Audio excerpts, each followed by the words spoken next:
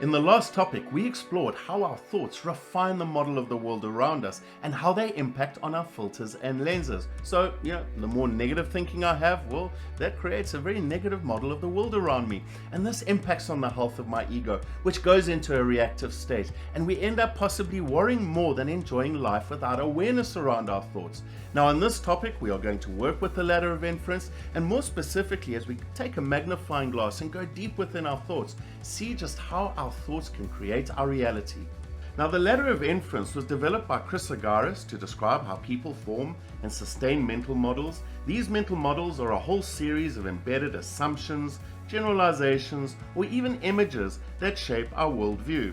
Now, you could have two people who may be witness to the same event, but they have vastly different experiences because their perception and attitudes are different through their different mental models. So let us explore how this ladder of inference works.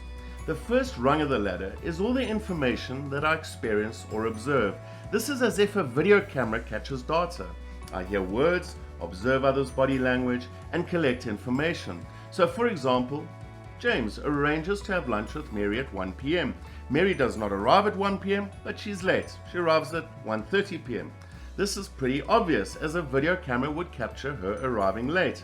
Now, in the next step, we select or filter only the data we feel is relevant and ignore any other information we deem irrelevant. In this example, where Mary arrives late for lunch, James notices that Mary did not even apologize for being late. He ignores the warm hug hello he gets from Mary. Now, we then add meaning to the data we select, which is based on our culture or personal past experiences, which itself reinforces the meaning. So in the example, in James's experience and culture of life, when someone is late, it demonstrates that they have no respect for you. We then next build in assumptions that our data and meaning are accurate and represent reality.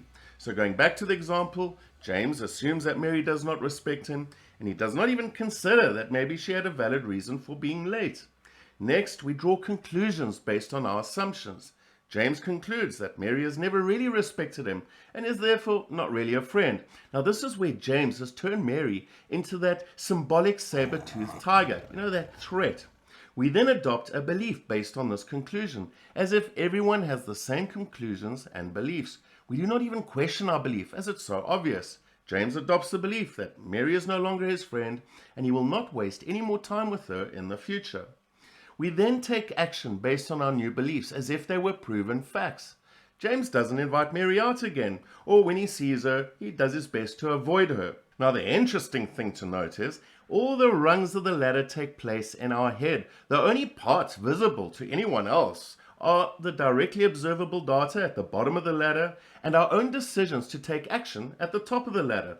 The rest of the trip on the ladder, where we spend most of our time, is unseen, unquestioned, and not considered for discussion, and it's also enormously abstract. Now, over time, the more James believes that Mary is not a true friend, the more James reinforces his tendency to notice Mary's behavior in the future that reinforces this belief. He filters out anything that would prove otherwise. For example, she might have sent messages to him saying, "Is everything okay? And could she see him again?" But he ignores these. This is called the reflexive loop. Our beliefs influence what data we select or filter out next time. And there is a counterpart reflexive loop in Mary's mind. As Mary then reacts to James' strange avoidance and behavior, she starts jumping up her own rungs of a ladder of inference about James. Now, without awareness around our thoughts, we could be creating a reality that is really not true. Maybe Mary thought the lunch was for 1:30 and she thought she was on time. Now, if James does not test his assumptions and beliefs, he could possibly be losing a very good friend for no valid reason. The ladder of inference applies to anything in life, not only to our interaction with people, but also to how we process the unpleasant experiences we face. If you go through a challenging time, your ladder of inference, with its meanings, assumptions, conclusions, and beliefs, will determine how you feel about those challenges and consequently the action you take. Do you give up on yourself, or do you rise up to meet the challenge and keep on going? Behind all these choices we take are our thoughts. So we've mentioned many times, our well-being is largely determined by our mental filters and lenses. Well, the ladder of inference provides us with a magnifying glass to investigate these filters and lenses. And as we begin to question and change the meanings, change our assumptions, change our beliefs, we begin to change these filters. And this obviously impacts on our long-term state of well-being. So where do we begin? Well, you already started earlier in the course when you began to work with becoming the observer, specifically the third position, where you observe as if you were that video camera on the wall. Now, when you act as the observer by being present and purposefully paying attention without judgment, you're in a better position to allow more information to come through your filters. Remember, judgments themselves are filters that can block out data because our judgments serve our belief systems. Maybe James could have stepped into the observer mode and noticed his judgments around Mary, and as he did, then quickly questioned them, not getting sucked into the one perspective or viewing point. He might have even asked her if everything was okay because he had expected her there at 1 p.m. Put his thinking on the table, and Mary might have then explained she thought that the lunch was for 1:30 and apologized. Now, we will be working with exercises and tools that require you to step into your ladder of inference and be curious about the data you select, the meanings you create, the assumptions you make, and the conclusions and beliefs you adopt. And through this curiosity, begin to make some changes to your lens.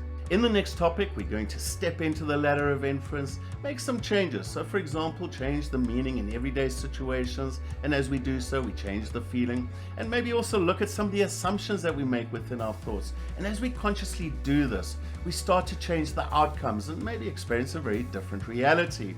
Now, as I finish off, I leave you with a wonderful quote by Wayne Dwyer. You cannot always control what goes on outside, but you can always control what goes on inside. So I'll see you in the next topic, and until then, take care and stay aware.